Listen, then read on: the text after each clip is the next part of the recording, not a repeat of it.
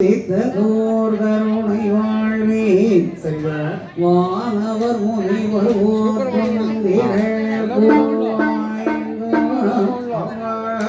தனதாய் உயிராய் சர்வசாட்சியாய் அகண்டமான ஆலையில் முகவனான ஆதியே ஓற்றே ஓற்றே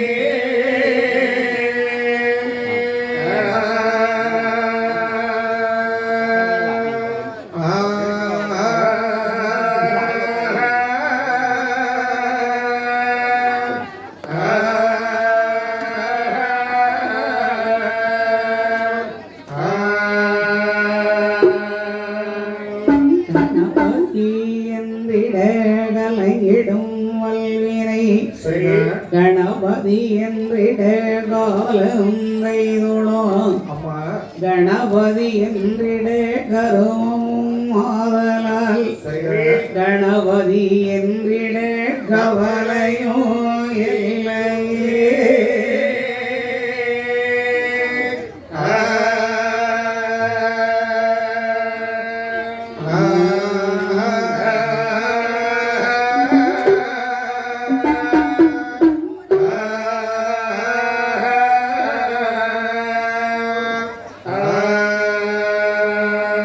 வெள்ளைகளை உடுத்து வெள்ளை பணி போன்று வெள்ளை கமலத்தில் வீற்றிருப்பாள் வெள்ளை அரியாசனத்தில் என்னை அரசரோடு சரியாசனத்தில் அமர வைத்த இந்த ஆயே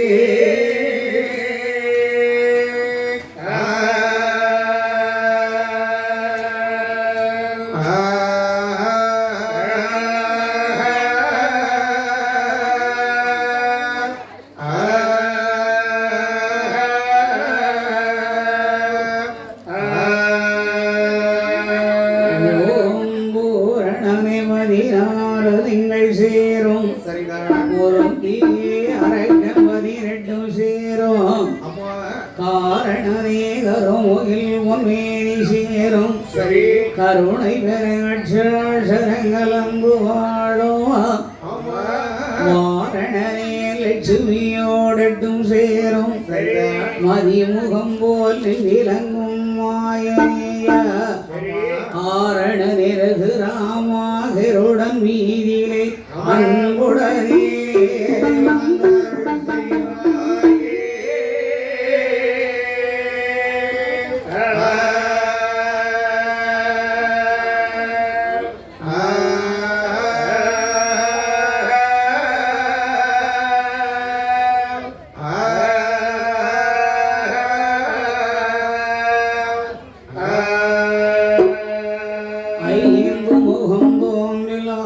முகம் தோன்றும் நெஞ்சமரில் அஞ்சேல் எனவேல் தோன்றும் நெஞ்சில் ஒரு கால் இணைக்கு இருகால் தோன்றும் முருகா என்று ஓதுவார் தங்கள் முன்னே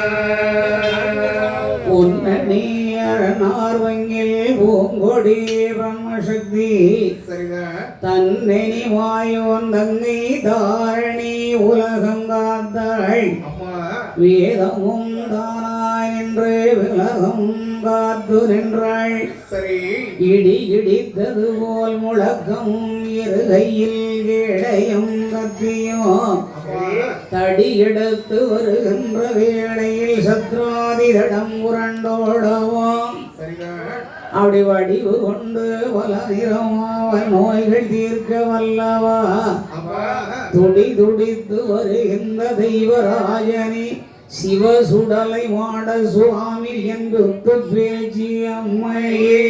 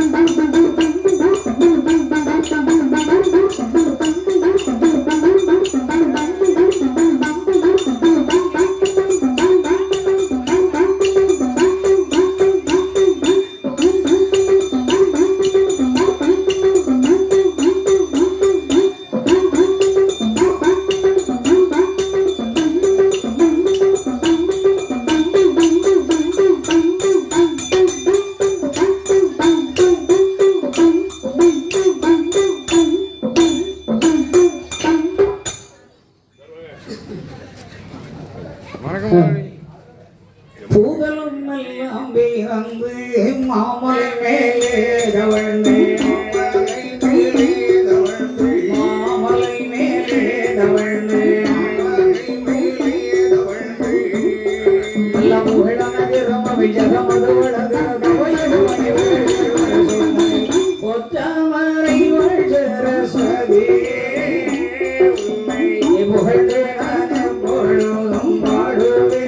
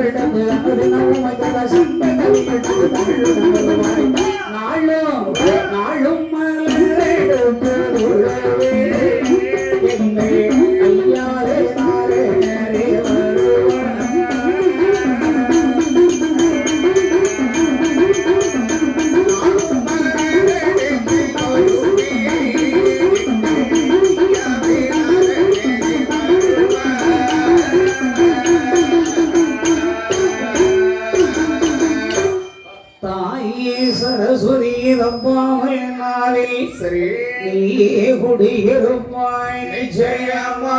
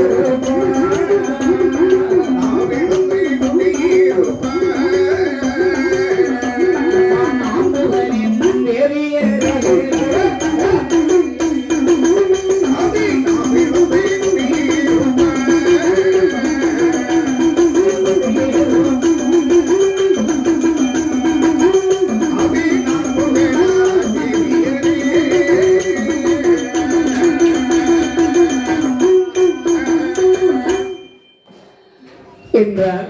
சரி.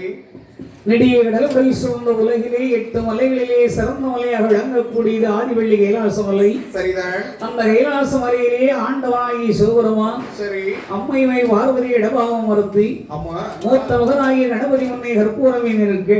சரிதான். இளைய மகனாகிய வடிவேல பெருமான் மின்சாமரை வீசுவரன். சரிதான். 33 ஏவுக்கள் 46 ஈஸ்வரர். சரிதான். கம்பருடர் இடநாதர் சுத்த வித்தியாதர் என்று சொல்லக்கூடிய தேவாதி ஏவுக்கள் எல்லாம் உடை சூழவராமன் வெள்ளியங்கிரியை கொள்வித்திருந்தார். அப்போது ஆண்டவனாகி சிவபெருமான் நம்பிகைமை வாழ்விடத்திலே சொன்னார். அடி பெண்ணைய பார்வதி எமவாட்டி பெண்ணைய பார்வதி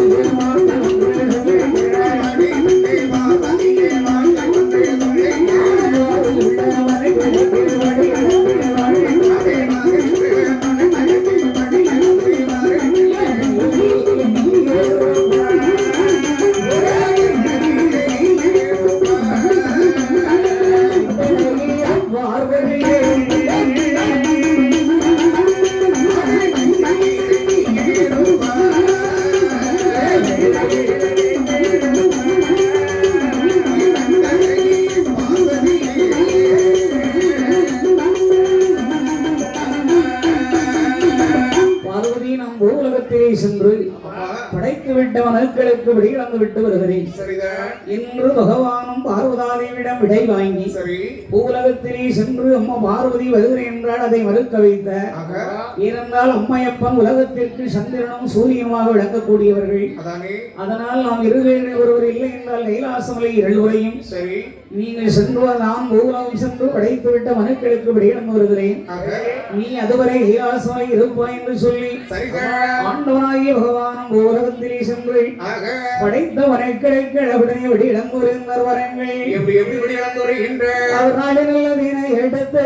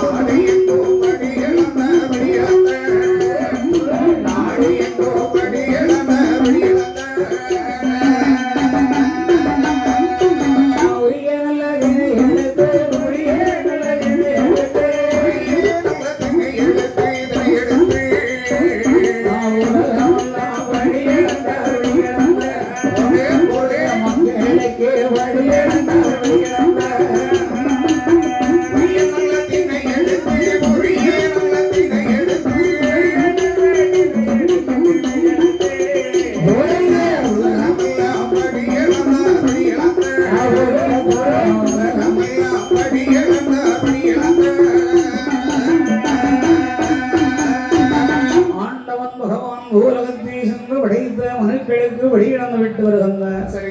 நாளை இதனையடுத்து நாடு எங்கும் வழியிழந்தார். உலகம் எல்லாம் வழியிழந்தார். கல்லினுள் இருக்கும் ஏரைக்கும் கருவறையில் இருக்கும் சிசுவரைக்கும் எறும்புகடை யானை முதல் 84 லட்சம் சீவசந்தர்களுக்கும் வழியிழக்கின்றார். பார்த்தாள் பார்வதி பகவானும் தினமும் நாம் அழைத்து செல்லுங்கள் என்று சொன்னால் மறுக்கின்றார். அப்படியானால் சுவாமியினுடைய வழியிழப்பில் ஏதோ குற்றம் இருக்கின்றது. அவர் பகவானை சோதனை செய்ய வேண்டும். இன்று பார்வதியால் பகவானை சோதனை செய்ய வேண்டும் என்ற எண்ணத்தோடு யாரை அழைக்கின்றார் பாருங்கள். யாரையும் அழைக்கின்ற ஐயா விஸ்வகர்மாவை அழகான ஒரு சிவன் ஒன்று செய்தார்கள் என்று சொன்னுடனே தாயான பார்வதியின் சொல்லுக்கிழங்க விஸ்வகர்மாவை என்ன செய்கின்ற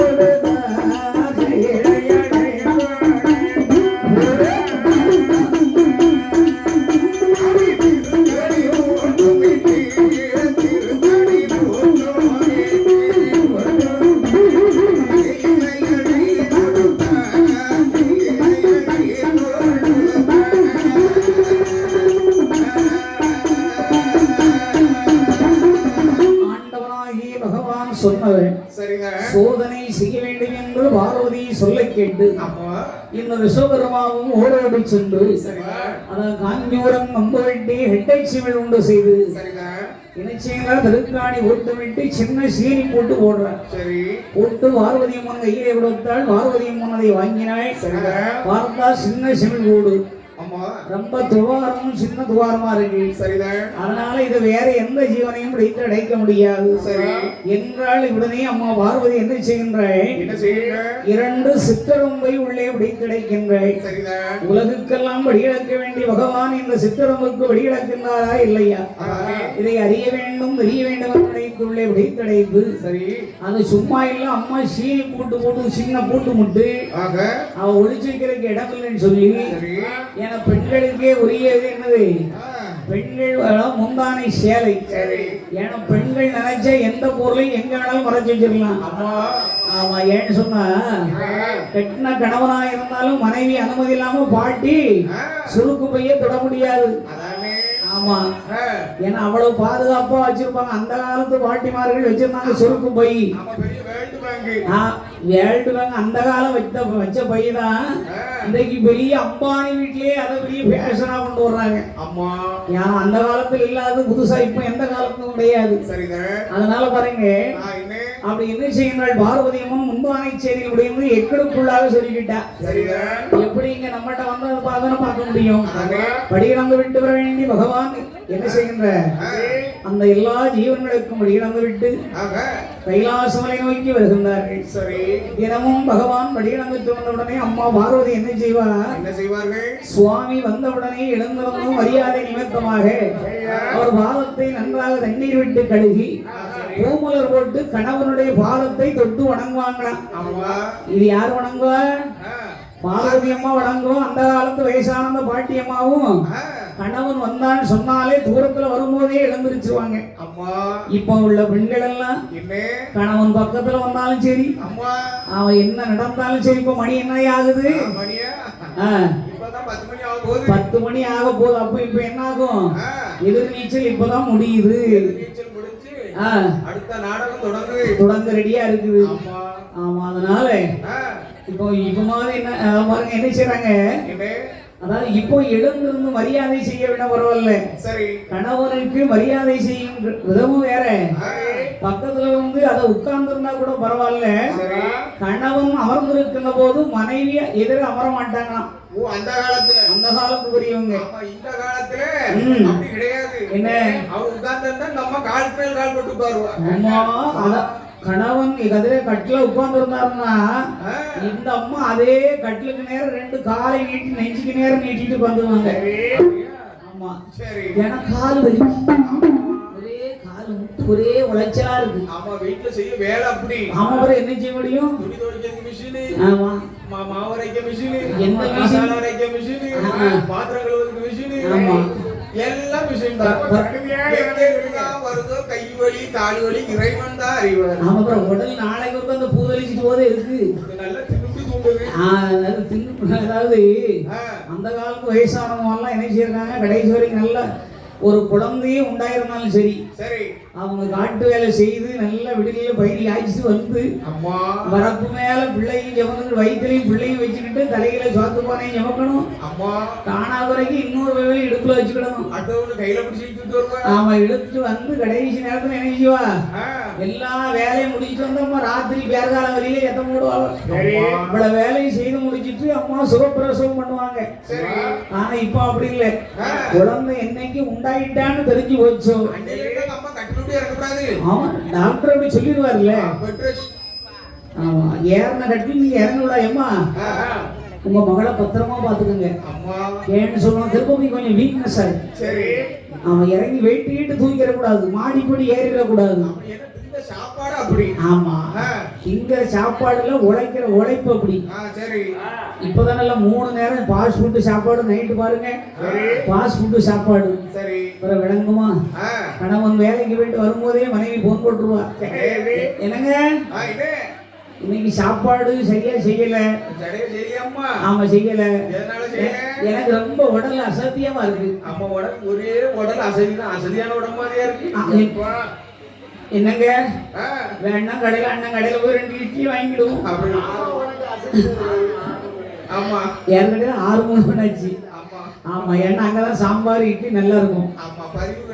பதிவு கடை. சரி அதனால என்ன செய்யறாங்க பாருங்க, நாங்க இப்படி என்ன சாப்பிடுவோம், ஃபாஸ்ட் ஃபுட்டுக்கெல்லாம் ஓட மாட்டோம். அது என்ன செய்ய காலகட்டம் இப்ப பிள்ளைகள் அப்படி விரும்புறாங்க. சரி ஆனா அதெல்லாம் உண்மையிலேயே சாப்பிடக்கூடாத விஷயம்தான். ஆனா என்ன ஆச்சு பாருங்க, அப்படி சொல்லுவா என்னங்க வரும்போது ஒரு 4 புரோட்டா ஒண்ணு ஆயிடுதுங்க. அவன் 4 போதுங்க. அவன் வந்து தம்பி அவன் ஒரு 4 புரோட்டா கேட்டான். அப்படியே அதுக்கு தொட்டுக்கிட்ட சிக்கன். ஆமாங்க. சரி எத்தனை மணிக்கு சாப்பாடு இது? சாப்பாடு இது புருஷன் வேலைக்கு போயிட்டு வந்த பிறகு. ஆமா அவரே 11 மணிக்கு தான் வருவாரு. ஆமா அம்மா புருஷனுக்கு தெரியாமலே வர சாப்பாடு இருக்கு. கண்டு பாதி காணாம பாதி. சரி வைத்த வயல அதான் வயிறு முன்ன தள்ளிட்டு போகுது. சும்மாவா ஆக அந்த காலத்து பெண்கள் அம்மி அரைச்சி இழுத்து அரைச்சாங்க. எக்ஸசைஸ் இப்ப போறாங்களே ஜிம்மு, அதெல்லாம் வீட்லயே இருக்க வேண்டிய வேலைகளை செய்ய உடம்பு அப்படி நீங்க சொன்ன மாதிரி ஒரு சில பெண்களுக்கு இப்ப இடுப்பு இருக்கிற இடமே தெரியல.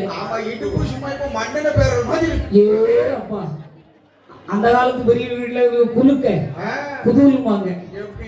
ஆமா அந்த மாதிரி ட்ரம் மாதிரி இருக்கு. அடிந்தாலே ஒரு போல உருண்டுட்டு வருது.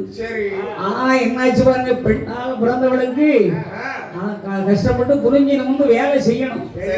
ஆனால் இப்படியாகவே பார்த்தாள் பார்வதியம் முன் பகவான் வருவதை கண்டும் காணாது போல் புருஷன் கணவன் வேலைக்கு போற திசை நோக்கி கூட மனைவி கால் நீட்ட மாட்டாங்க. ஆமா ஆனா 5 வயது ஆடவராக இருந்தாலும் பெண்ணானவள் அந்த ஆண் குழந்தைக்கு மரியாதை கொடுத்து எந்திரிச்சுக்கணும். ஆண் பிள்ளையா இருந்தாலும் அவனுக்கு ஒரு ஆண்மகன் என்று மதித்து ஆமா பாட்டி கூட கால சுருக்கிடும். பாட்டி கூட 5 வயசு பையனை கண்டாலும் காலம் அடக்க வேணாம். அதுதான் ஆண்மகனுக்கு கொடுக்க வேண்டிய மரியாதை.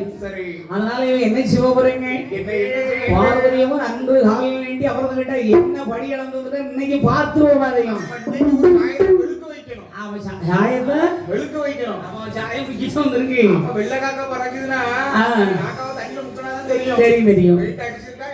அதனால பார்த்தாள் பார்வதி. வந்து வரது கண்டும் காணாது போல் வீற்றிருந்தாள்.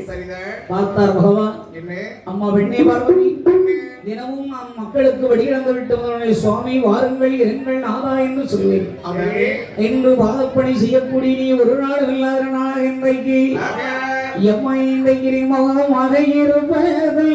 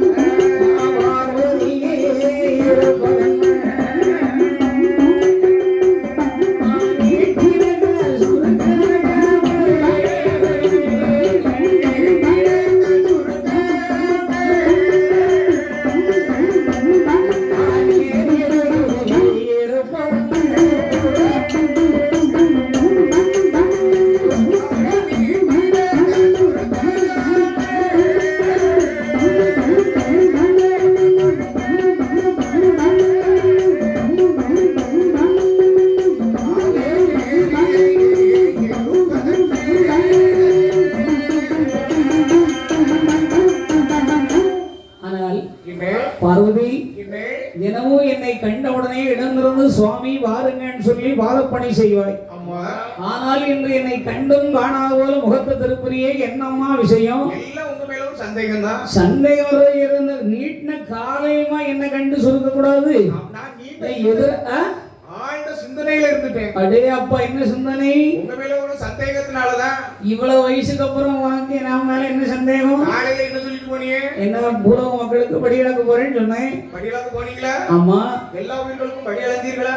இது என்ன கேள்வி? நான் கேட்ட கேள்விக்கு முதல்ல பதில் சொல்லுங்க. எவ்வளவு காலங்கள் ஆயிருக்கு, என்றைக்காவது இந்த மாதிரி ஒரு கேள்வி கேட்டிருக்கிறியா பார்வதி? இன்னைக்குதான் எனக்கு கேட்கணும்னே தோணி இருக்கு, நான் கேட்கேன். சரி, நான் எல்லா ஜீவனுக்கும் வழக்கம் போல படி இழந்து தான் வந்திருக்கிறேன். அதுதான் இல்ல. எப்படி? இன்றைக்கு என்னிடத்தில் 2 ஜீவன்கள் பட்டினியா இருக்கு. ஏன் நீ சாப்பிடலையா? நான் நல்லா சாப்பிட்டேனே. இல்ல உன் பிள்ளை மூத்த பிள்ளை கணபதி சாப்பிடலையா? ஏப்பா சாப்பாட்டுக்கு பஞ்சமே கிடையாது. ஆமா வயிறு எப்பவும் கம்முன்னு இருக்கும். ஆமா கம்முன்னு ஒரு இடத்துல வாய் பூசாங்க இதுன்னா பரவாயில்ல. பருப்பு பூரா சாப்பிட்டு வயிறு ஊதி ஆமா நாளைக்கு கிடாக்கறி விருந்து போட உனக்கு. சரி சந்தோஷமா. அதனால இவன் என்ன செய்ய போறீங்க? அதான் பார்வதி நான் எல்லா ஜீவனுக்கும் படியிழந்துட்டு வந்தேன். ஆனா ஒரு நாள் சந்தேகப்படுறேன் இன்னைக்கு. அப்படியானால் அந்த 2 ஜீவன்கள் என்ன வந்து நான் உடனடியாக பார்க்க வேண்டும். தனிமையில நான் காட்ட மாட்டேன். வேற அதாவது நீங்க சூட்சமும் செய்து என்ன தோக்கடிச்சிருவீங்க. தேவாதி தேவர்கள் மத்தியில வச்சுதான் நான் அதை காண்பிப்பேன். ஐயோ விளங்கி போச்சு. எதுக்கு? அப்ப வீடு இன்னைக்கு 2ஆ போறதுல 2ஆ போனா 4ஆ போனா என்ன? ஏம்மா 1000 தான் இருந்தாலும் ஒரு கணவன் மனைவிக்குள்ள ஒரு பிரச்சனை வந்துருச்சுன்னு சொன்னா 4 செவத்துக்குள்ள பேசி முடிக்கணும். 4 செவத்துக்குள்ள கணவன் மனைவி பேச முடியாது. ஏன்? கோவம் பிரியார் புடிச்சு கொண்டாட்டில அது புரிச முடியாதுல. அது அப்போ இப்ப நாங்க அடி வாங்க மாட்டோம். என்ன செய்ய தலையில மாறி போச்சு. அவன் இப்ப குனிய வச்சு கும்முன்னு குத்திடுவா. அந்த காலத்து கிழவங்க வயசான பாட்டி நல்ல விடுதியை சுத்தி கடிப்பு வச்சுட்டு அடிச்சிருக்கான். அவன் கிழவங்க அடிச்சிருக்கான். அந்த காலத்து வயசான பாட்டி அடி வாங்கியிருக்கா. ஆனா இப்ப உள்ளவா அப்படி லேசம் ஏதாவது எதிர்த்து பேச முதல்ல கேட்ட பொருளை வாங்கி கொடுக்கறனாலே அவன் டிஸ்மிஸ். ஆமா டைவர்ஸ் போயிட்டுதான். ஆமா ஆண்கள்லாம் அப்படி சொல்லிட்டு அடக்கி இருக்காங்க. பொண்ணு கிடைக்கல. அப்ப என்ன செய்ய? வந்து கிடைச்சவனை வச்சு வாழ்ந்தா தான் அவன் கதை ஓட்ட முடியும். சரி இல்லன்னா அவன் தனியா போய் திங்க வேண்டியதான். ஆமா அதனால என்னாச்சு பாருங்க. என்னாச்சு? பார்வதி அந்த 2 ஜீவன்களை பார்க்க வேண்டும் அப்படின்னா தெய்வங்கள் மத்தியில சொல்லுங்கிறான். ஆமா சரி அப்படியானால் உன் முடிவை நான் மாத்த முடியாது. சரி 2வது யோசனை பண்ணிக்கிட்டு இருக்க கூடாது. பாத்துக்க நல்லா யோசனை பண்ணிக்க. கணவன் மனைவி பிரச்சனையை வீட்டுக்குள்ளே முடிச்சுக்கிடணும். நீதி வரைக்கும் போனா அப்புறம் 4 வந்தவனும் போனவனும் நியாயம் பேசுவான். பேச்சுல மாற்றமே கிடையாது. உங்களை பத்தி எனக்கு நல்லா தெரியும். உங்க திருவிடையாடல ஆரம்பிச்சிருவீங்க. தேவாதி தேவர்கள் மத்தியில தான் நான் அதை காண்பிப்பேன் என்று வார்த்தாள் பார்வதியானவள் ஓடோடி சென்றாள். சிங்க வாழை இலையை அறுத்து வந்து தேவாதி தேவர்கள் மத்தியிலே விரித்தாள். அப்படி விரித்தது மட்டுமல்ல இந்த பகவான் சோதனை செய்ய வேண்டும் என்று பார்வதி முந்தானை சேலை முடிந்திருந்தாளே சிவில் கூடு. அந்த சிவில் கூட்டை திறந்தால் அதில் இருக்க வேண்டிய சித்திரம்பை இலையிலே ஊற விடுகிறாள். பாருங்கள் ஆண்டவன் பகவான் பூலகத்தில் படியிழக்க சென்று விட்டார் என்று நாம் நினைக்கின்றோம். ஆனால் இறைவன் ஈஸ்வரன் இல்லாத இடங்கள் ஏது என்று உண்டா? ஆண்டவனாகிய வரமுறை இருக்க வேண்டிய இடம் எங்கெல்லாம்? ஈசன் தூணிலும் இருப்பார் துரும்பிலும் இருப்பார் துரிதத்தில் வருகிறார்.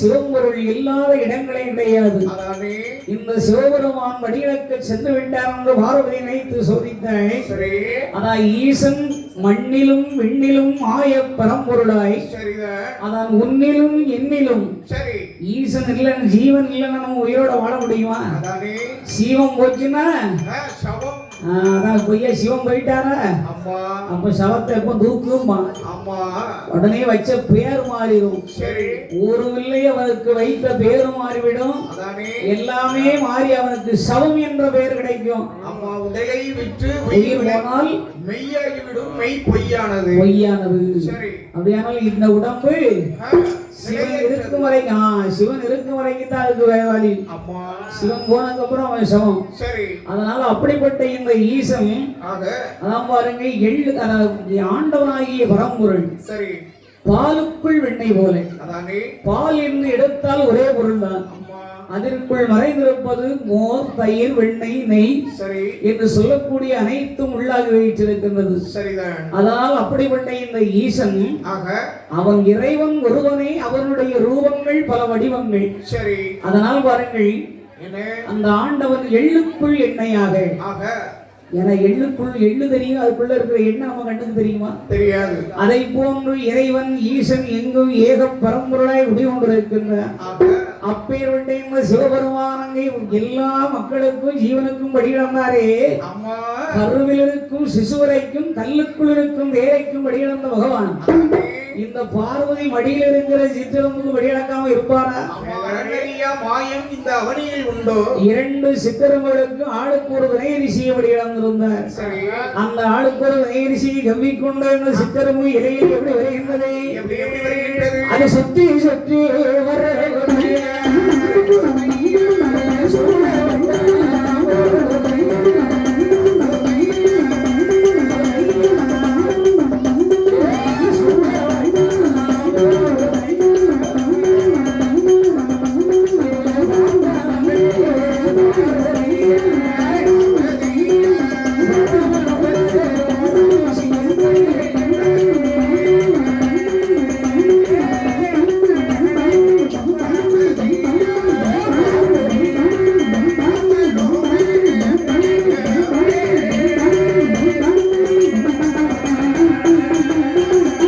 சுற்றி சுற்றி வருகின்றது. தினையரிசி கவிக்கொண்டு சூழ சூழ வருகின்றது. பார்த்தா பார்வதி அந்த பகவான் சொல்லி வெண்ணே பார்வதி என்ன பார்த்தாயா?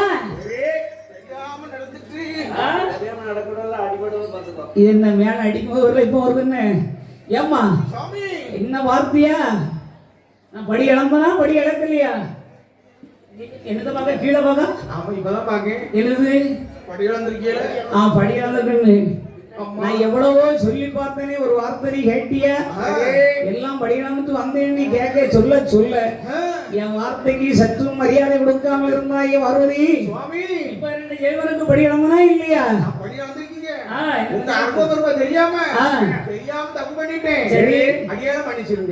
இது நல்ல கதையா இருக்கு. நீ தெரிஞ்சு தெரியாம தப்பு பண்றது பார்வதி. புதுசா நேத்து புதுசா கல்யாணம் ஆயிருந்தா பரவாயில்ல, சரி ஒரு வீட்டோட நடத்த யாரு எப்படிப்பட்டவங்கன்னு தெரியாது, கணவன் குணம் என்னன்னு தெரியாது, மாமிய குணம் எப்படின்னு தெரியாது. ஆனால் உலகத்திலே அம்மையப்பனாக விளங்கக்கூடிய நாவல் உலகுக்கே ஒரு அதான் வருங்க உலக சக்தியாக விளங்கக்கூடியவள் நீ. உலக மக்களுக்கே தாய். நீயே என் மீது சந்தேகப்படும் போது ஒரு பூலோக பெண்கள் மற்ற ஆண்கள் மேல சந்தேகப்படுவாங்களா விட மாட்டாங்களா? சந்தேகப்படுற அளவுக்கு நீங்க நடக்குறீங்க. போகும்போது ரெண்டு காலோட போறீங்க. அந்த கால் ரெண்டு கால் தான். போகும்போது நல்ல அழகாக வீட்டுல போறீங்க. வரும்போது எப்படி வருவானோ தெரியலையே செட்டானே. ரெண்டு கால்ல வரானோ நாலு கால்ல வரானோ 4 பேரை தூக்கி கொண்டு போடுறாங்களோ. ஏன்னா தெற்கையும் வடக்கையும் ரோட்டை அளக்குறது அவங்க. அதனால அப்படி பயம் இருக்கத்தானே செய்யுது.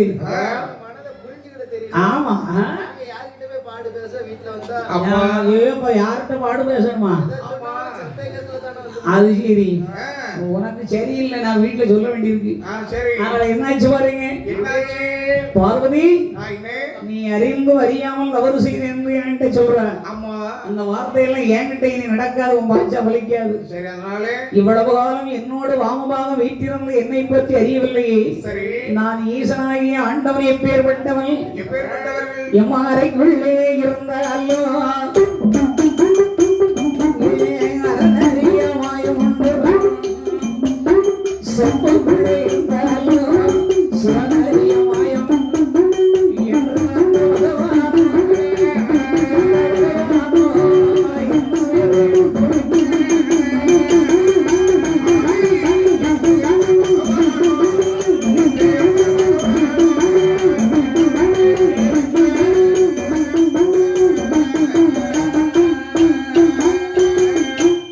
பார்வதி, நான் யாருன்னு தெரியாம நீ இவ்வளவு நேரம் என்கிட்ட பேசிட்டு இருக்கிற. சரி, அறைக்குள் இருந்தாலும் அரணறியாதவாம்.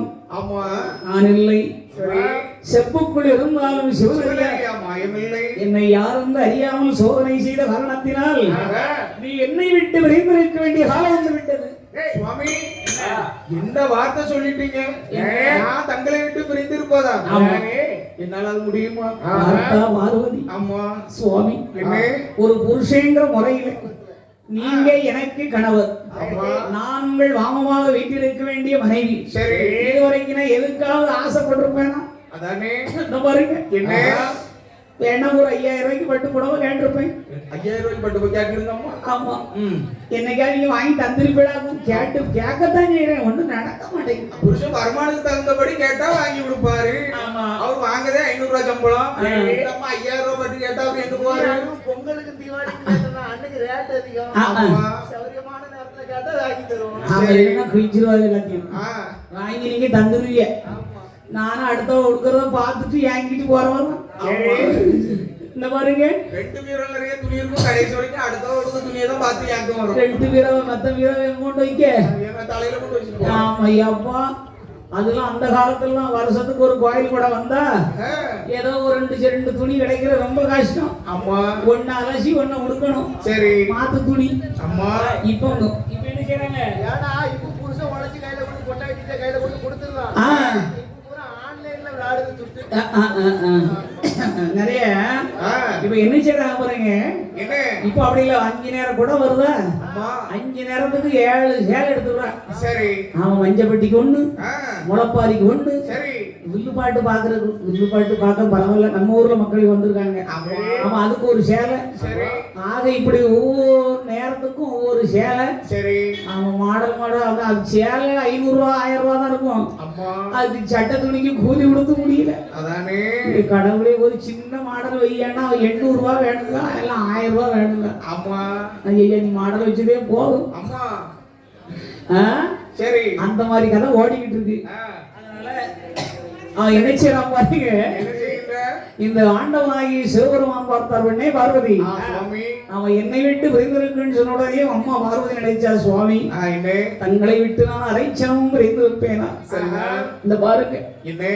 நீங்க தான் என்னை மன்னித்தருட வேண்டும். மன்னிப்பா? மன்னிப்புங்கிற வார்த்தைக்கு என்னமோ இந்த இடம் இல்ல. அப்ப செய்யதெல்லாம் செஞ்சுட்டு ஒண்ணும் தெரியாத மாதிரி முகத்தை வச்சுக்கிட்டே ஒண்ணும் தெரியாத மாதிரினா, அதாவது நான் என்ன சொல்றேன் தெரியுமா, நீங்க படி இழக்க போயிடுறீங்க. நீங்க போனதுக்கு அப்புறம் கைலாசம் நான் தன்னந்தனியேன்னு இருக்கிறேன். அதுக்கு நான் என்ன செய்யணும்? என்ன செய்யணும்னா, நீங்கள் சென்று வரும் வரைக்கும் நான் தன்னந்தனியாக வீட்டில் இருக்க வேண்டிய எனக்கு ஏதாவது ஒரு துணை ஒண்ணு வேணுங்க. துணை வேணுமா? தாத்தாவை தரட்டாமா? பாரு, துணை கேட்காம பாத்துக்க, துணைக்கு வேற ஆள் இல்லைன்னு தாத்தா வச்சா அவர் சும்மா இருப்பாரு ஐயா. தாத்தா என்ன செய்வாரு? ஐயோ, பாதிக்கும் கூட கொஞ்சம் கொஞ்சம் அச்சப்படுவான். வீட்டு வாசல்ல காவக்காரனா நின்னு உத்தர தூணான்னு இருப்பாரு. அம்மா, உத்து பாத்துட்டு பாரு. உத்தர தூணான்னு இருப்பாரு. உத்தர தூண். தப்பா நினைக்காதம்மா, உத்தர தூணான்னு இருப்பாரு. காவல் இருப்பாரு. அவரால் அப்படிதான் நிக்க முடியும். சரி, அதனால என்ன செய்ய வரங்க, சுவாமி, நான் தன்னம் தனிமையாக விட்டிருக்க வேண்டிய எனக்கு நீங்க ஒரு வரம் ஒன்று வர வேண்டும். ஏன்னு சொன்னா என்ன நீங்க தனியா போகணும்னு சொல்றீங்க. சரி தனியா மட்டும் இல்லை, இது உங்க கைலாச மலையில் இருக்காது. சரிதான் பார்வதி, என்ன கணவன் மனைவியினுடைய அருமை தெரியாமல், மனைவியினுடைய அருமையும் கணவனுக்கு தெரியாமல், சரிதான் இரண்டு பேர்களும் யாருடைய அருமையும் தெரியாம ஒன்னா வாழ்ந்தாங்கன்னா சரி அதுக்கு பிரச்சனை எல்லாம் நிற்கும். ஆமா கொஞ்ச நாள் பிரிஞ்சு இருந்தா தான் சரி கணவனோட அருமை பொண்டாட்டிக்கு தெரியும், பொண்டாட்டியோட அருமை புருஷனுக்கு தெரியும். அப்படியா அதனால நீ இனிமேல் இந்த கைலை மலையில் இருக்கலாகாது. சரிதான் என்னை விட்டு விரைந்து வெள்ளைவரமாகி சுடுகாட்டில் ஒரு வனப்பேச்சியாக பிறப்பாய். சுடுகாட்டுல வனப்பேச்சா இருக்கணுமா? ஆமாம்மா. சுவாமி ஒரு பெண் ஒத்தியோட இருக்க முடியுமா? ஆஹா. அது தன்னந்தனி மேல வனத்துல போய் என்ன இருக்க சொல்றீங்களே? அது சில்லைவனமாகிய சுடுகாட்டில், அம்மா சுடுகாட்டுல போனாதான் அதானே. சுவாமி ஆஹா. இந்த கிறுக்கனுக்கு வாக்கப்பட்டா நான் கிறுக்கியா தானே இருக்க முடியும். நல்லவனுக்கு வாக்கப்பட்டா கிறுக்கியே நல்லவனாவா. சரி கிறுக்கனுக்கு வாக்கப்பட்டா நல்லவளையும் கிறுக்கியாக்கிடுவான். நானும் யாருக்கு இருக்கு யாருக்கு இருக்கு? நீங்க தான் சடையன். ஆ. சடையனுக்கு வந்து நானும் சடைக்கே ஆயிட்டு இந்த தலைமுடிக்கு ஒரு சொட்டு எண்ணெய் உண்டா? என் சடை பிடிச்சி போச்சு. அது முன்னாடி அவங்க அம்மா இல்ல நீ பஞ்சத்துல அடிபட்டு பார்த்தவங்க ஊரம் சடையம் முண்டாட்டின்னா சடையம் முண்டாட்டிக்கு வரா சடைச்சி. சரி ஆமா, இப்படி பேசினா எனக்கு என்ன மரியாதை உண்டு? தடச்சி இல்லாம ஆ, அது முன்னாடினே சொல்ல முடியும். அதானே அடுத்த முண்டாட்டினா அம்மா சாரதான் பார்த்தாள் பார்வதி. சுவாமி, நான் வெள்ளைவனமாகிய சுடுகாட்டிலே எப்படி வனப்பேட்சியாக பிறக்க வேண்டுமானால் ஆக நீங்கள் எனக்கு ஒரு வரம் ஒன்று தர வேண்டும். என்ன வரும் அது?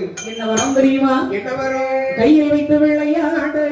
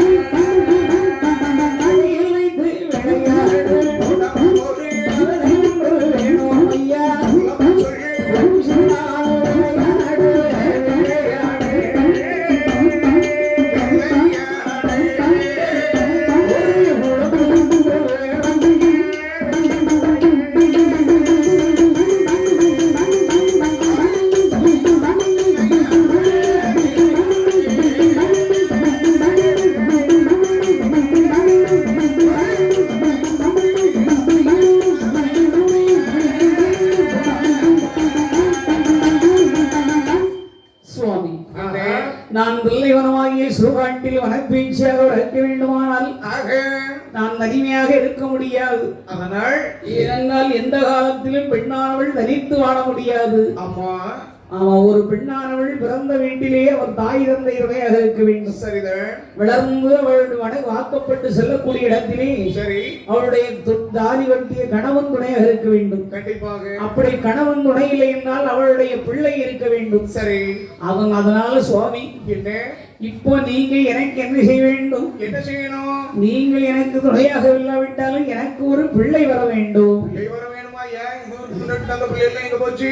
இதுக்கு முன்னால அம்மா நீங்க பிள்ளைகள் தந்திய எத்தனை பிள்ளைகள் தந்தீங்க ஞாபகம் இருக்கா? 4 பிள்ளைகள் தந்தேன். 4 பிள்ளைகள் தந்தைன்னு பெருமையா பேசுறீட. அம்மா அந்த பிள்ளைகளை வச்சு எனக்கு என்ன பிரயோஜனம்? என்ன செய்யல? நாங்க பிள்ளைய பத்தி என்ன செய்ய? பிள்ளைய வளர்க்க தெரியல. அது சரி, இப்படியே சொல்லுங்க. எல்லா தாயும் பிள்ளைய நல்லபடியா வளர்க்கணும் தான் ஆசைப்படுவா. பிள்ளைகள் சொல்லி கேட்கலன்னா அதுக்கு யாரும் செய்ய முடியும்? தாய் வளர்ப்பு சரியில்லைன்னு அர்த்தம். போ உடனே தாயை தான் குறை சொல்றாங்க. ஆமா, ஏன் தகப்பன் ஒரு நாளும் குறை சொல்லக்கூடாது. தகப்பன் தானே ஆளுக்கு முன்ன பிள்ளைக்கு அதை வாங்கி கொடுக்க இதை வாங்கி கொடுக்க.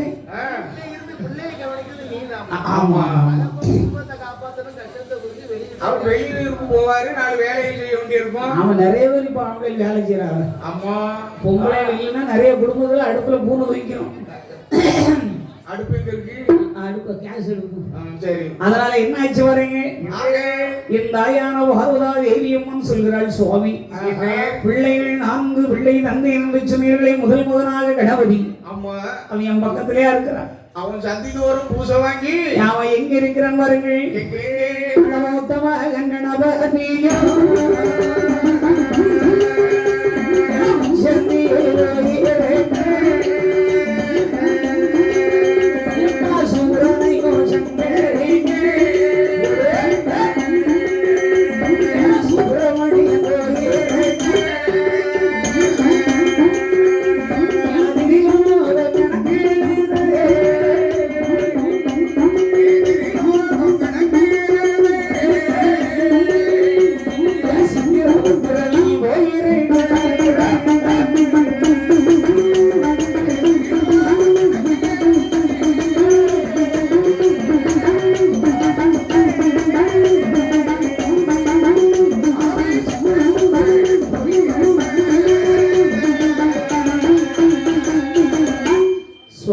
என்ன முதல் மகன் கணபதியை தந்தீங்க. ஆமா சந்திதோறு பூசை வாங்கி ஜம்முனு போய் சந்தியில உட்கார்ந்தவன் வயிற்றை இழைத்த முடி வாழாது மாயவரே. அவள் பொறி கடலை கொள்கட்டி தின்னுபிட்டு ஆமாங்க.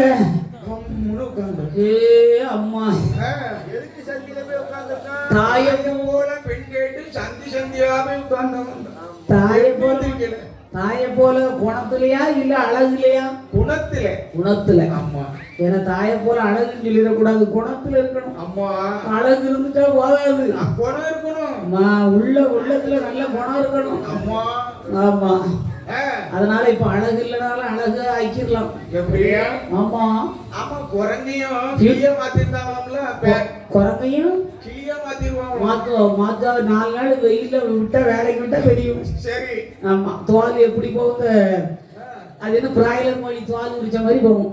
சரி சரி சரி. அதனால என்ன என் தாயான பார்வதி அம்மன் சொல்கின்றாள், சுவாமி இரண்டாவது மூத்த பிள்ளை எப்படி சந்திதோறும் பூசை வாங்கி அவன் அங்கே அமர்ந்து விட்டான். சரிதான்.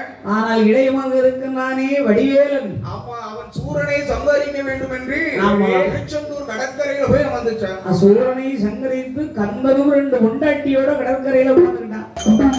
பாத்தீங்களா? ஆமா. இப்ப கோயிலை சுத்தி வர வேண்டியதான். சரி. வாட்டுக்கு சுத்தி வாங்க. ஆமா, திருப்பதி கோயிலை சுத்தி வந்த மாதிரி வர வேண்டியது. சரி. மேலும் 3வது பிள்ளை இருக்கிறாரே சித்திர உத்திர நயினார். அந்த சித்திரபுத்திர நயினார் வரவு செலவு கணக்கு எழுதுறாரு. ஆமா, மேல் லோகத்துல 2 உத்தியோகம். நாம இவ்வளவு மேக்கப் போட்டு தூங்குறக்க மாட்டிய கண்ணு கும்பி என் தாயே. சரி. ஆமா. ஆக என்னாச்சு பாருங்க, சித்திரபுத்திரன் கணக்கு எழுத போயிருக்கின்ற. அம்மா. பிறப்பு இறப்பு. சரி. ரைட்டு வேலை. ஆனா 4வது பிள்ளை இருக்கிறான் பாருங்க சூரியன். கிழக்கு உதிப்பதும் மேற்கே அஸ்தமிக்க நேரம் அவனுக்கு சரியா இருக்கு. அதனால சுவாமி என் மதியிலே அமர்ந்து கொஞ்சம் விளையாடுவதற்கு இறக்கும் அடிக்குழந்தை வேண்டுமாதா. அதுக்கு நான் என்ன செய்யணும்? இது என்ன கதையா இருக்கு? புள்ள வர வேணும்னு நான் உங்கள்கிட்ட கேட்கிறேன். அதுக்கு நான் என்ன செய்யணும்னா இதுக்கு நான் என்ன பதில் சொல்லுவேன்? ஐயா கடவுளே. ஆமா. பார்த்தா பார்வதி சுவாமி, புள்ள வர வேணும்னா நீங்க தர முடியுமா முடியாதாங்க? இதுவரைக்கும் குழந்தை தந்திருக்கேன். ஆமா. இனி தரக்கூடிய பிள்ளையால உனக்கு தொல்லைதான் இருக்கும். பிள்ளைனாலே தொல்லைதானே. அப்புறம் இனிமேல் பிள்ளை வந்து வேற இந்த பாருங்க என்ன அப்படிலாம் கிடையாது. இதுக்கு முன்னால் 4 பிள்ளைகள் தந்தீங்க, ஏதாவது சேட்டை பண்ணா அவன் பாட்டுக்கு அமைதியா இருக்கிறாங்க. அதனால இந்த எனக்கு எப்படியாவது நீங்க மதுரை வந்தவர் இல்லாத வடிக்குழந்தை தர வேண்டும்.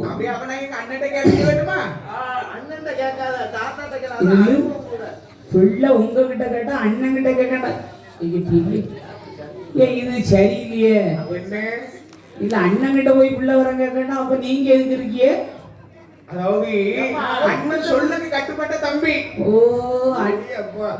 விளங்கிறோம். அப்ப பொட்டாட்டி சரியில்லை பாரு. அப்ப டைவர்ஸ் பண்ணிருவீடா? மாத்த வேண்டியதான். யார்தான் போராட்சி பத்தி எத்தனை வருஷம் ஒரே ஆள வச்சு ஓட்டது. வண்டி 5 வருஷத்துக்கு மாத்துவோம். இதே திருப்பி நாங்க செஞ்சுட்டா என்ன செய்ய? சட்டத்துல அப்படி ஒண்ணு இருக்கா? ஐயா, இன்னொன்னு 5 வருஷத்துக்கு ஒருக்க வண்டியை மாத்திரக்கு உங்களுக்கு ஒரு வாய்ப்பு இருக்கும் போது அப்ப பெண்கள்ல நாங்க என்ன சும்மாவா இருக்கிறோம்? உனக்காவது இன்னொரு வாய்ப்பு, 2வது வாய்ப்பு மட்டும்தான். எங்களுக்கு 1 போனேன்னு அடுத்து 4 வாய்ப்பு உண்டு. நீ சொல்ற பரமசிவனுக்கு 2 பொண்டாட்டி, முருகனுக்கு 2 பொண்டாட்டி, நாராயணருக்கு 2 பொண்டாட்டி, எல்லாருக்கும் 2 பொண்டாட்டி நினைக்கிறிய. பாஞ்சாலிக்கு 5 புருஷன். தருமன், வீமன், அர்ஜுனன், நகுல, சகாதேவன் 5 கணவர் இருக்காங்க. 4 சான்ஸ் இருக்கு.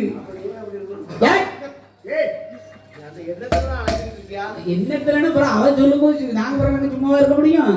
அதனால பார்த்து பதனமா நடமாட்டிக்க. இதனாலதான் நாங்க அடங்கி ஒடுங்கினோம்.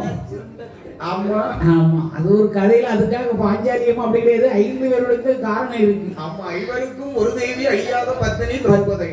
அதனால அவங்களை நம்ம எல்லாரையும் ஒப்பிடக்கூடாது. என்ன செய்யறா? தாயான பார்வதா தேவியானவள் அவள் சொல்லுங்கள் பாருங்கள், சுவாமி எப்படியும் இருக்கும் அடிக்குழந்தை வேண்டும் என்று கேட்ட போது, பெண்ணே நிச்சயமாக உனக்கு பிள்ளை வர வேண்டுமானால் இவ்வளவு வயசுக்கு அப்புறம் பிள்ளையால பெருமை கிடையாது, சிறுமை என்ன நினைச்சாலும் பரவாயில்ல எனக்கு பிள்ளை வேணும். அப்படியானால் நீங்கள் என்ன செய்ய வேண்டும் தெரியுமா? என்ன செய்யணும்? நமது கைலாச மலையிலே எத்தனை தூண்கள் இருக்கின்றது? 1008 தூண்கள் இருக்கின்றது. அந்த 1008 மரகத தூண்களிலே ஆக 32ஆம் தூணிலே தூண்டாத மணிவிளக்கு சுடர்விட்டு நிகழ்ந்தது. சரிதான். அதன் அருகிலே நீ முந்தியை இருந்தால் உனக்கு அழகான மடிக்குழந்தை கிடைக்கும் பார்வதி சரிதான் என்று சொன்ன உடனே பார்த்தாள் பார்வதி. சுவாமி என்ன? பரவாயில்ல, நீங்க சொல்லி வழியை சொல்லிட்டீங்கல்ல, அம்மா நான் அப்படி தவம் செய்கின்றேன் என்று ஆக ஓடோடி சென்று சுனையிலே நீராடி முடித்து சரிதான். பிள்ளை வர வேண்டும் என்று எப்படி வருகின்றேன்? எப்படி வருகின்ற? அவள் சுனைதனிலே நீராடி உலகை நல்லாய் பார்வதியாய் பிள்ளை வர வேணும் என்று தங்கோட்டிகள் தோமிருந்தாள்.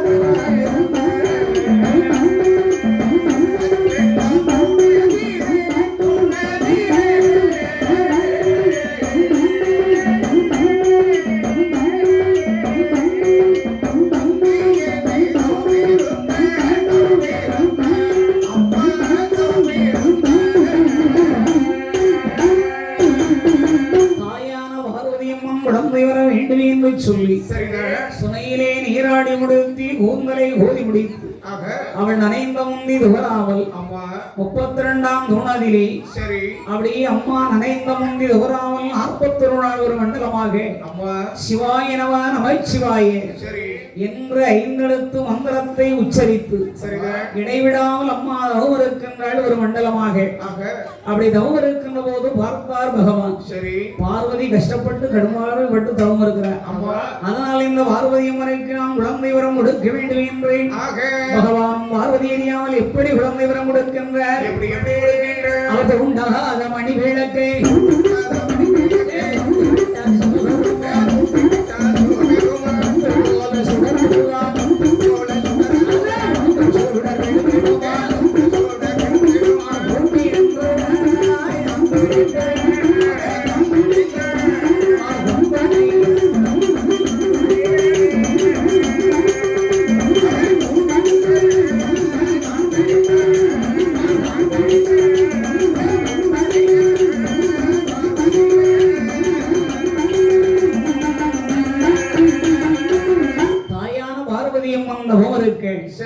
சிவபெருமான் தோண்டாத மணிவிளக்கை தோண்டிவிட்டார். முத்து போல் 3 சுடர் அம்மாவுடைய முந்தானையில் சொட்டு சொட்டென்று வந்து விடுகின்றது. பார்த்தார் பார்வதி. முந்தானை கலந்து விட்டது. சுவாமி குழந்தை வரம் கொடுத்து விட்டார்கள். இனிமேல் பிள்ளை வரம் வந்து விட்டது என்று சொல்லி முந்தானை சேவை கூட்டி உடைத்துக் கொண்டு அவள் கைலாச மலையிலேயே அப்படி வெளிச்சத்தில் வந்து பார்க்கிறார். அப்படி மணி விளக்கை வந்து பார்க்கின்ற போது குழந்தை பார்த்தால் குழந்தை எப்படியே இருக்கின்றது? அப்படி முண்டமாக உருள்கின்றது. ஆமா, ஏன்னா அதாவது குழந்தைக்கு கை இல்லை, கால் இல்லை, கண்மூக்கு செவி உறுப்புகள் இல்லை. எந்த ஒரு உறுப்புகளும் இல்லை, அங்க அபயங்கள் கிடையாது. பார்த்தாள் பார்வதி. கடவுளை பிள்ளை வரம் வேணும்னு கேட்டேன், முடியாதுன்னாலும் சொல்லி தொலைஞ்சிருக்கலாம் அந்த மனுஷன். ஆக இப்படி ஒரு குண்டத்தை வந்து விட்டாரே, நான் எப்படி கொஞ்சம் விளையாடுவது என்று ஓடி வருகின்றாள். நாதா சுவாமி, உங்ககிட்ட என்ன வரம் கேட்டேன்? பிள்ளை வரம் தானே கேட்டேன். பிள்ளை வரம் கேட்டு எனக்கு இந்த வெறும் முண்டத்தை எல்லாம் இருக்கின்றீர்கள். ஆமாங்க, பாருங்க பிள்ளை எப்படி இருக்குன்னு. நல்லா பாருங்க. என்ன கார்த்திகை மாசம் அதுக்கு கருப்பட்டி கொழுக்கட்டை மாதிரி இருக்கு. கருப்பட்டி கொழுக்கட்டை உங்களுக்கு இப்ப கிடைக்காதும். கருப்பட்டி கொழுக்கட்டை ஏன் கிடைக்காது? ஏன் கிடைக்காது? உடம்புக்கு போ, நாங்க நல்லா இருக்கும். ரொம்ப சுத்தமா இருக்கு. வருஷம் வாரம் வாரம் ஒரு பெரிய டிப்போ லாரி நினைக்கி சக்கரை சீனி வந்து இறங்குது. போட முடியல, எனக்கு தெரியும். ஐயா, நான் சொல்லுவேன் கேடும். இந்த வருது இந்த பிள்ளைக்கு முகம் இருக்கா? ஏன் கண்ணு இருக்கா? ஏன் மூக்கு இருக்கா? என்னடா? ஆமா அதானே நான் சொன்னேன். என்னது இனி வரக்கூடிய பிள்ளையால உனக்கு எந்த ஒரு பலனுமே இருக்காதுன்னு. கடவுளே, காலாகாலத்துல பிள்ளைய பெத்தெடுக்கணும்னு இதுக்கு சும்மாவா சொன்னாங்க? இவ்வளவு வயசுக்கு அப்புறம் உங்கள்கிட்ட பிள்ளை கேட்டு முதல்ல ஏன் குச்சம் அப்ப யார்கிட்ட போய் கேட்க போறோம்? நான் அப்படியே சொன்னேன், பின்னாடி இருக்க தாத்தாட்ட கேளுமா கேளுமா. அப்ப அவர் யாருக்கும் கொடுக்கணும் தான் நினைச்சுட்டாரா? போனாரு, அவசரம் போனாரு. ஐயோ, சரி. அவர் இங்க இருந்து இங்க படிச்சுட்டு போன காணாதுன்னு அங்க ஊர்ல 100 நாள் வேலைக்கு அங்க 10-20 பொம்பளையில கூட்டி வச்சுக்கிட்டு என்ன கும்மி அடிக்கிறாரு. அவரு அவர் அங்க இருக்க சோகத்துல பாட்டுக்கு வரலங்க இருக்கிறது. ஜாஸ் பாத்துக்க. ஏன்னா பைக்கில் தினமும் கூட்டு போறது ஒரு ஆள் கிடைச்சிருக்கல. ஆமா சுவாமி, இப்பொழுது இந்த குழந்தைக்கு நாங்கள் உருப்படைக்க வேண்டும். சரி. பார்த்தாள் பார்வதி. அம்மா, இந்த குழந்தைக்கு கண் மூக்கு செவி இல்லாம நான் முகம் தெரிஞ்சாதானே அந்த குழந்தைக்கு முத்தம் கொடுக்க முடியும். அதனால இவர் என்ன செய்கின்றார் பகவான்? சரி. பார்வதி குழந்தை வர வேணும்னு கேட்கிறார். ஆமா. அப்ப இந்த குழந்தைக்கு என்ன செய்யலாம்? கண் மூக்கு செவி படைச்சு நீங்க தரணும். ஆமா. அப்படின்னா மர்மனாகிய பிரம்மதேவனை தான் கூப்பிடணும். அது நீங்க கூப்பிடுங்க. அப்படியா? ஆமா. அப்ப மர்மனாகிய பிரம்மதேவா, மர்மகன பிரம்மதேவன் நீங்க தான் கூப்பிடுங்க. கூப்பிட்டுதான் பாக்கேன். போன் பண்ணி பாருங்க. ஆமா, போன் பண்ணி பாருங்க. டைப் பண்ணிட்டேன் நம்பர். மர்மனாகிய பிரம்மதேவா அண்ணா வந்தாரு. ஆமா, அவர் பக்கத்துலயே தான் இருக்காரு. ஆமா, அவர் சொன்ன மாதிரி ஒட்டு கட்டு தான் இருப்பார் உங்களுக்கு. அவரு எதுக்கு படலைக்கு முன்னாடி தான் இருக்காரு. சரி சரி. ஆமா. சுவாமி, இனி இந்த குழந்தைய உருப்படைக்கு சொல்லுங்க. ஆமா மர்மகனே, உங்க அத்தை ஆமா ஏண்ட குழந்தை வரணும்னு கேட்டாங்க. சரி. நானும் அவசரத்துல கொடுத்துட்டேன்.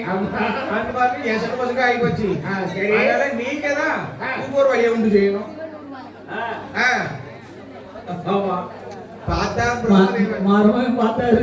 ஆமா, அவருக்கு வைக்க வைக்கமா வருது. ஆமா. சரி, குழந்தை வர வேணும்னு கேட்டதுதான். முதல்ல கேட்டாங்களே அத்தை. ஆமா. மருமகன் என்ன சொல்றாரு? ஏ மாமா, ஆமா என்ன சொல்ற மாமா, குழந்தை வர வேணும் அத்தை அவங்ககிட்ட கேட்டாங்கல்ல. முதல்ல ஏன்ட்ட கேட்டிருந்தா நான் குழந்தை வர கொடுத்துருப்போம்ல. ஏன் மனுஷா, உங்களுக்கு கொஞ்சம் வெக்கமான சூழ்நிலை இருக்கா? போய் ஒரு மாமியா மருமகிட்ட போய் பிள்ளை தாங்கி கேட்க முடியும்? ஏன் கேட்கக்கூடாது? ஏன் கேட்கக்கூடாதா? ஐயோ கடவுளே, என் மருமகனை கண்டு ஒதுங்கி பதுங்கி நடந்த காலமெல்லாம் அது அந்த காலம். அப்ப இந்த காலம் எப்படி? மருமகன் வீட்டுக்குள்ள இருந்தா மாமியா அந்த திசைக்கு உள்ள கால் எடுத்து வைக்க மாட்டாங்க, மருமக முகத்துல விழிக்க மாட்டாங்க. சரி. அதே மாதிரி மாமியார் முகத்துல மருமகன் விழிக்க மாட்டாங்க. இதுதான் தமிழன் பண்பாடு. சரி. நம்ம பாரம்பரிய கலாச்சாரம் அதுதான். சரி. இப்போ முதல்ல மாமியா பார்த்ததுக்கு அப்புறம் தான் மகன் பைக்கில் ஏற்றுவா. அவன் மருமகன் எப்படி இருக்காரு? நல்லா சோக்கா இருக்காரா? அவர் பைக் வச்சிருக்காரா? அவன் பைக் வச்சிருக்காரா? நம்ம சண்டை ஜாமான் வாங்குறதுக்கு அவர் பின்னால உட்காரலாமா? விளங்குமா?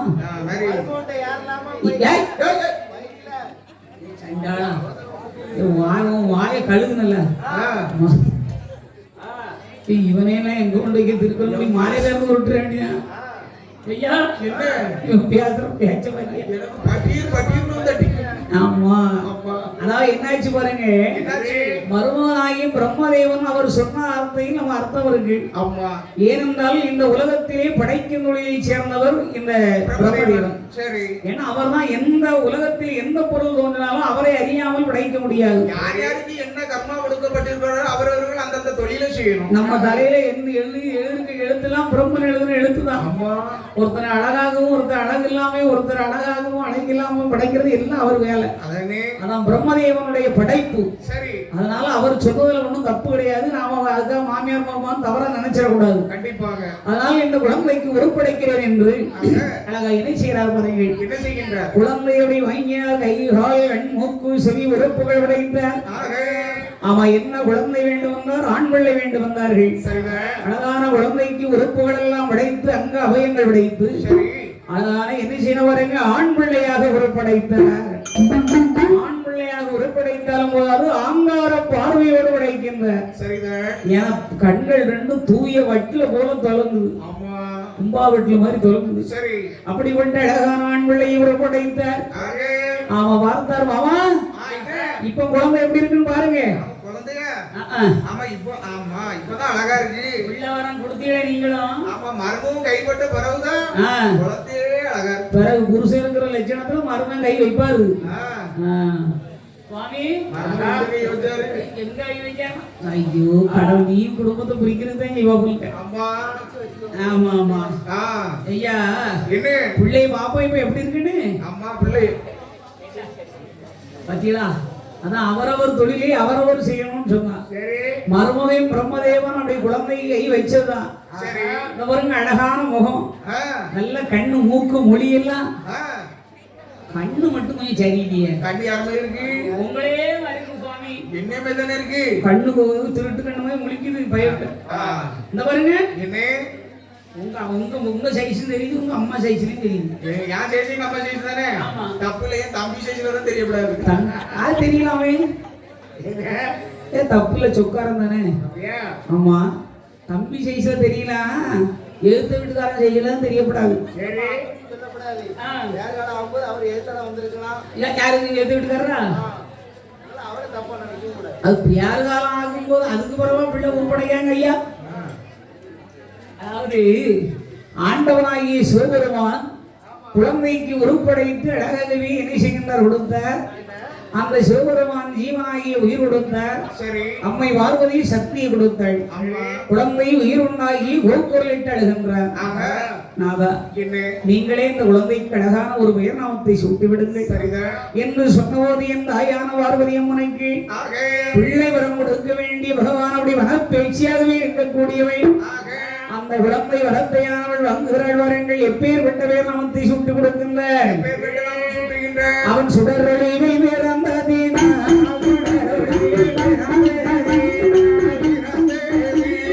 சுடலை என்று பெயர் கொடுத்தார் சுடலை என்று பயமாக